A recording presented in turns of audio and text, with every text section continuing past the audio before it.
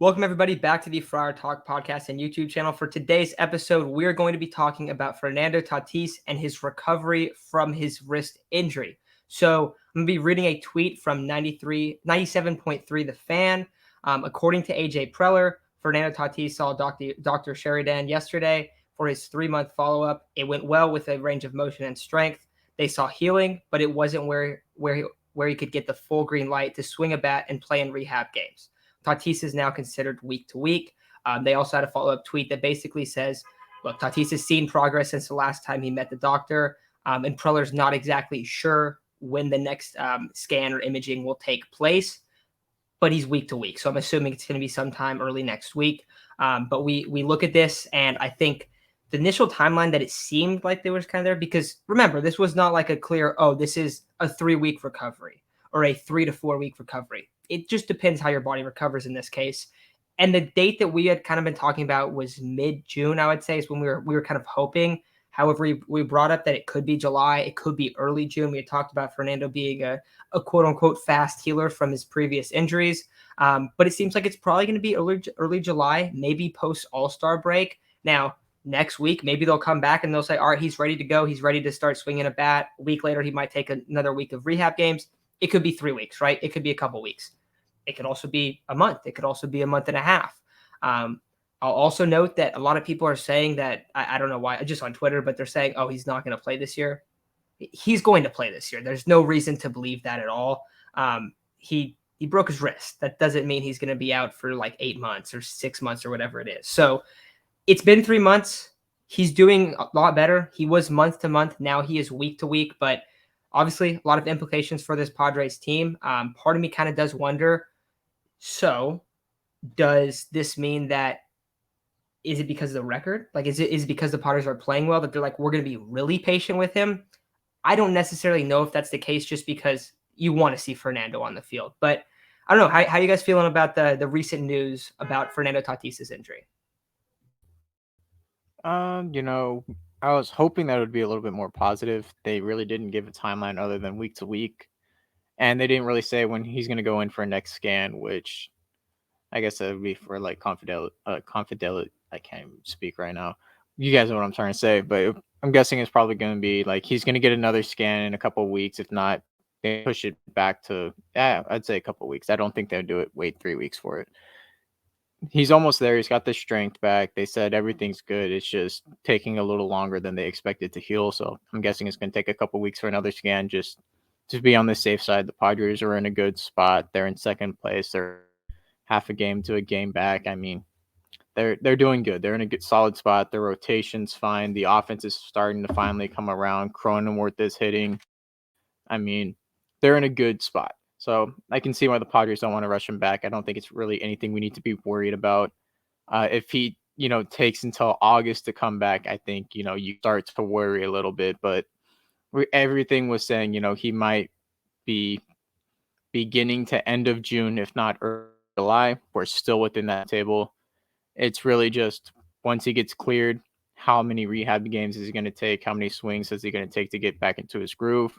Because they might even just give him a little bit longer of a rehab just so that he can get his timing and everything back before he comes up to the bigs. But I don't really think there's any concern to it. He's Fernando. We've seen how he comes off injuries. He usually comes back hotter than ever. So it could be the spark that this offense needs to take first place. But we just got to be patient. Yeah, I mean, overall, they said that the news from Fernando, the development, his healing is all positive. That's what they said. They said it's positive, so that's overall a good sign. Apparently, the plan the whole time was to be conservative with his rehab, and that's definitely the approach that they're taking. Especially considering, a lot of the complaints, at least last year, was that the Padres would rush Fernando back, and this year they're doing the total opposite, which is a really good thing to see. I mean, you look at last year, the Padres essentially needed to rush him back because the only way they were going to contend is with his 42 home runs that he hit. Because outside of that, outside of him, Manny, and Jake, you weren't getting much production out of anyone else. So they just kept rushing him back. And I mean, injuries continue to happen this year. They're taking a conservative approach. I expect to see him in rehab games within the next 2 to 3 weeks, I would say. essentially you'll see him, I think, mid-July, yeah, like toward after the All-Star break, which would still have him in line to play 12 games against the Dodgers, 9 games against the Giants. Um, which of course are the two division opponents that we really need to compete with. So that's a really good thing. I mean, you're playing almost over half of the games against the Dodgers and almost half of the games against the Giants. So really good thing. And Matt, you brought up their record. I absolutely think the record has something to do with it. This is still a very good team. The pitching's absolutely been there. You know, even though the bats, when you look at the stats, their bats haven't been the best. You look at OPS, average, all that kind of stuff. They haven't been that good. But when you look at how many runs they're putting up, they're essentially doing it without that. Now, if it's up to you guys, if you guys think they can sustain that. To me, I think they can. They're doing very well. Then you have to look at the competition. Are they going to be okay without Fernando? Yes, they play the Dodgers 4 times, they play the Giants a couple more times, and they play the Mets 3 times. Other than that, it's a lot of Rockies, some Diamondbacks, Phillies, a couple of mediocre to below average teams sprinkled in there. Essentially, they still are set up for success without Fernando. And come trade deadline, not only are you probably going to get a bat at the deadline, but you're going to get a superstar back. So, I mean, that is essentially like adding a piece. Overall, like I said, there is positive development in Fernando's healing, apparently. So, I mean, that's a good thing to hear. Yeah, absolutely. And I see a lot of people being like really upset about the news. There were no setbacks. There's no setbacks. That's a positive thing. Now, if we would have got, because we were talking about it before we recorded today, and there was the rumors, there was the news that AJ Preller is going to make an announcement. We're like, oh no, because it was pretty clear that he wasn't going to start swinging. And we're like, oh no, that does not sound good. That sounds like there's going to be a setback. They come out, no setbacks, basically just being cautious. You brought up the light schedule, Isaac. So here's the next few series until the All-Star break. Got the rest of this Cubs series, Rocky series, Arizona, Phillies, Diamondbacks, Dodgers, Mariners, Giants, Rockies, Diamondbacks again, and then the All-Star break.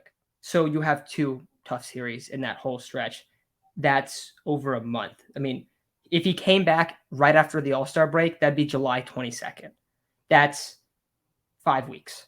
So that's like being super, super cautious of keeping him for 5 weeks. And I'm pretty confident that in those 5 weeks, the Padres will win at least 60% of those games. Because what have we seen? We've seen them have a top record in the entire league right now, tied for first place with the Dodgers. I guess they're tied, but they have a lower winning percentage, so like they're technically behind them. But you know they're right up there, right? They're one of the best teams in the NL, and they do not have him. And we're gonna see how it plays out. But I think you guys are right when we kind of look at it as like there's no reason to panic at all. It does suck for every fan that you don't get to see him. Like that's of course, but in terms of the team's success, it doesn't hurt them that bad. Now, what we really want to see is we want to see Fernando in August, in September, in October. That's when you're going to really need him this year because at the end of the day, what does rushing Fernando really do for you? This is a guy that has 12 and a half years left on his contract. Do you really want to rush him back and have a problem happen where his wrist does not recover fully, does not recover completely, and he has some lingering issue where his wrist is always screwed up? You see that happens with a lot of players, especially hands and feet, where they try to rush back. And then especially for like guys in football where their feet get jacked up and then like a receiver always has a foot problem. Baseball, for your hands, if you have a problem gripping the bat, that is so detrimental to you. So I think it makes a lot of sense to be cautious. Isaac, like you brought up, it would be very interesting if that's part of the reason why. And I wouldn't hate that. I mean, I also just think like probably just be conservative about it either way, right? Like you don't want to rush your superstar back and have some issue down the road. But I think we look at it and there's no reason to panic at all about this. But I think that's all I got. So anything else you guys want to add on Fernando? Yeah, just to add on to what you're saying, he already is dealing with kind of a lingering shoulder problem that he's had with the last few years, especially last year, exacerbated it tremendously. You know, he had the shoulder come out of its socket just a few times.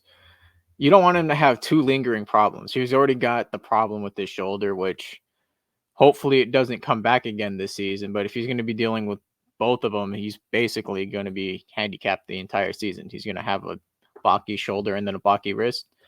Let him take his time. We just want him to be completely healthy. Like we said, we have him for another 12 and a half years. We want to make sure he's completely healthy for a majority of those years.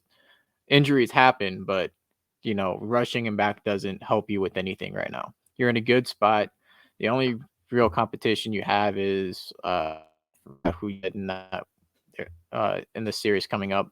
But I worry about the Rockies just because for some reason the Rockies always play the Padres pretty well, and then there was another team. But we play the Diamondbacks in like 3 series. We're fine. We're in a good spot. We play the Cubs right now, and then we play the Diamondbacks in the 3 series, like I said. There's no one really on the Diamondbacks to be concerned with outside of Ketel Marte and Varsho. They don't really have pitching. We should always beat up on the Diamondbacks. So we're in a good spot. We don't play a lot of, guys that we need to beat.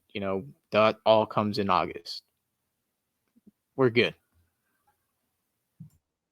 Yeah, and you can still get back. You're going to get back Clevenger. You're going to get back Morahone. I mean, you're going to get back some bullpen arms. There's going to be a lot of additions. Of course, the biggest one being Fernando Tatis, but getting other guys is definitely huge. And by the time Fernando comes back, you might even see Mike Clevenger back to full strength, which if you look at in terms of batting averages, what the pitchers are allowing in terms of batting averages, Mike Clevenger was, I believe, second or third, if not first. But he was one of our best pitchers in terms of batting average against. So he's going to be fantastic down the road also. It's not just Fernando, it's multiple guys. Of course, like I said, Fernando is the biggest, but on the bright side, you're getting Fernando working on a lot. He's working a lot on the defensive side of things. I mean, you could definitely tell he's bulked up a lot. So other than swinging a bat, everything looks good for Fernando. I think he's going to be a great player. Maybe not at the plate immediately, but everything else, I think it's going to be fantastic. Like you guys said, the strength of schedule is not very tough until he comes back. You could talk about the Dodgers, but the Dodgers aren't playing very encouraging baseball right now. The Padres pitching staff, I think, matches up great with that against that team. So I do think they compete well with the Dodgers, even without Fernando. But yeah, that's about all I got. I think this is still a good team. I don't really even think it's a matter of just hanging there till Fernando's back. I think they're showing like we can do this. Like we don't revolve around our superstar. We're more than just our superstar. That's not a diss at Fernando. Fernando is my favorite player. I love Fernando, but they're proven to be a very capable team right now.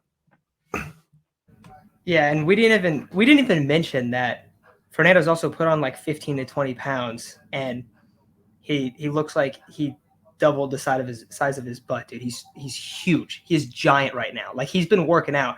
He looks like he's about to have a lot more power than he did last year as well. So we'll see how it plays out, but it's very clear that he's been really working hard to get back. Obviously, he's the guy that kind of screwed up in this. I mean, not kind of. He did. He screwed up in this situation, but I think he's handled it as best as you can, and you just look at it as like, okay, bump in the road, yes, but he's done the right things. He's going to be back. He's going to be back at full strength. And looks have really taken rehab very seriously, and also improving the other aspects of his health, like getting bigger, gaining muscle. So I think we also gotta bring up that as well. But I think besides that, I think that's gonna do it for today's episode. So that's gonna do it for today. Tomorrow we're going to have an episode out on Eric Hosmer. Not the most positive episode in the world. I'll let you guys know that right now. And then Thursday, we'll be recapping this Cubs series after that game ends. I believe the game starts like 11:20 on the West Coast, so in the morning, so pretty early. So probably late afternoon or early evening, we'll do a live stream then. But besides that, that's all we got for today. So thank you guys, and we'll be talking about Eric Hosmer and then recapping the Cubs series later this week.